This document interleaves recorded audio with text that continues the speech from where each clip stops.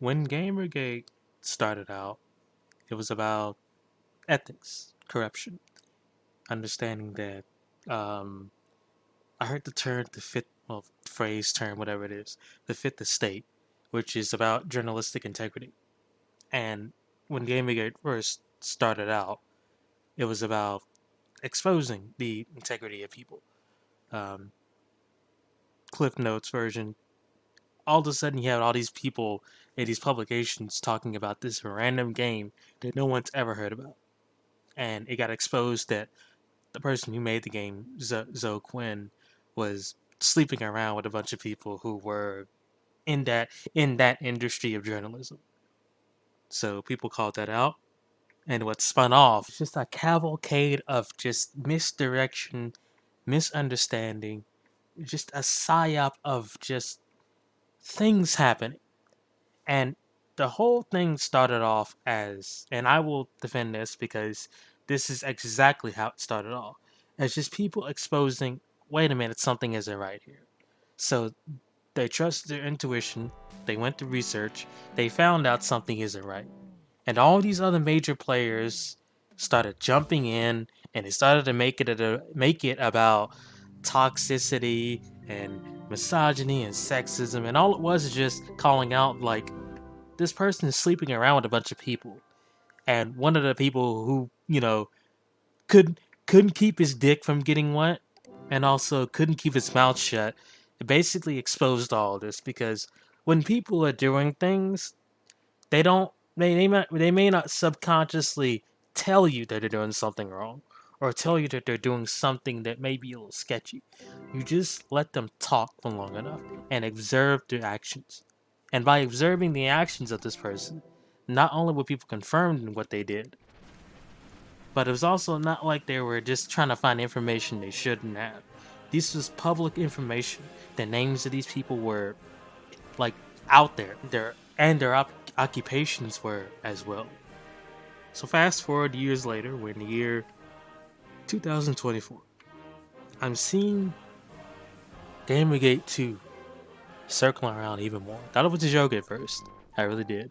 I wasn't gonna talk about it. I was probably gonna make like a few minute video making fun of the fact that people were trying to unironically call it that. But now I'm seeing that people are serious. So let me talk my nonsense. I don't think we should be calling it that. Because I watched a recent Saladinio video, and I agree 100% with what he said. This is what they want people to do. They want people to latch onto it. They want people to call it Gamergate 2. Because now, instead of it being about ethics, who cares about ethics nowadays? We all know most of these people, your Kotakus, your Polygons, as I speak, Kotaku's already out. And all these other publications are on death's door too. They're just waiting for that knock on the door, answer it, and there goes the Grim Reaper. That's all they're waiting for. But the reason why they want you to call it this is because this helps their narrative. Because now they know for a fact they have the casuals, or how they call them, the modern audience, or whoever these people are in their head. I don't know any of these people, and I don't think they know any of these people, because most people who are talking about this kind of stuff, like I am, and all these other like people that you may see on YouTube or whatever, they're not the person that is like just gonna willingly look for all this. They don't care. That's what I say. Like my argument about the modern audience, to get on that for real quick. The modern audience doesn't exist because they're not people that care this much about gaming or care this much about the things that they put in gaming. They don't care. They're just looking to play a video game. It's a piece of media. They pick up piece of media. They play piece of media or watch the movie or whatever it is, right? They don't think about it like we're thinking about it. They don't look deeply into the nerd stuff in it. But anyways, back on subject. Now the narrative is going to be that gamers are against diversity, when that obviously is not the case. And all the proof you need is working eyeballs, right? Gaming is one of the most diverse groups of, fans of entertainment or whatever you want to call it. It's always been this way. To say that there is no diversity is the proof you need to know that these people have never been doing anything in this industry ever. But they claim to be fans of everything. Every time they think it's convenient, they always say they've been fans, they've been gamers, they've been this and that, they've been keeping up with the industry. No, you haven't.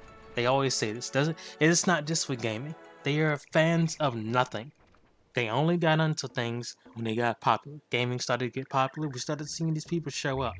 And that's when the agenda started showing up. Because with a popularity of something, you have a large group of people, and a large group of people can listen, right? But they don't want to listen to you. That's the thing. Everyone listens.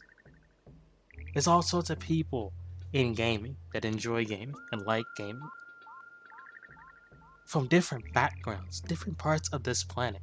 And they claim that there's no diversity at all until they showed up and started making things more diverse when things were already diverse. If, you know, it just being aware of it. You don't even have to be a fan of gaming. You could just be aware of all the different games out there for people, all the different characters and worlds and stuff.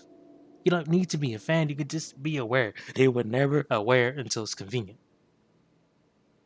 Just like now. It is convenient for them to call it Gamergate too, because now they're remembering what they did with the first Gamergate, which is skew the message. Started off as ethics, like I said. People just exposing bullshit. Everyone can get behind exposing nonsense in these corporate sort of environments, right? Fast forward, it like a few years later, it became about sexism when it was never about that. It's not about calling out Zoe Quinn. That was her name. It's not about calling her out because she's a woman. It's because she did something shady. Man, woman, black, white, doesn't matter. If you did something shady, you deserve to be called out. You deserve to be put in front of the stand. And people ask questions because it looks suspect. It looks weird. And that's what people did. But no, that spun off into it being about sexism. We've been at that point, so they can't do that anymore. Now what they can do is try to pretend like gamers are so against these things when like the whole industry was built on being diverse and equal and inclusive. You were never excluded. You excluded yourself and then complained about not being included. There is no exclusion. You never were excluded. You chose to be upset about people liking the thing the way it was. And instead of understanding why people liked it, you want to change it. And that's where we are right now.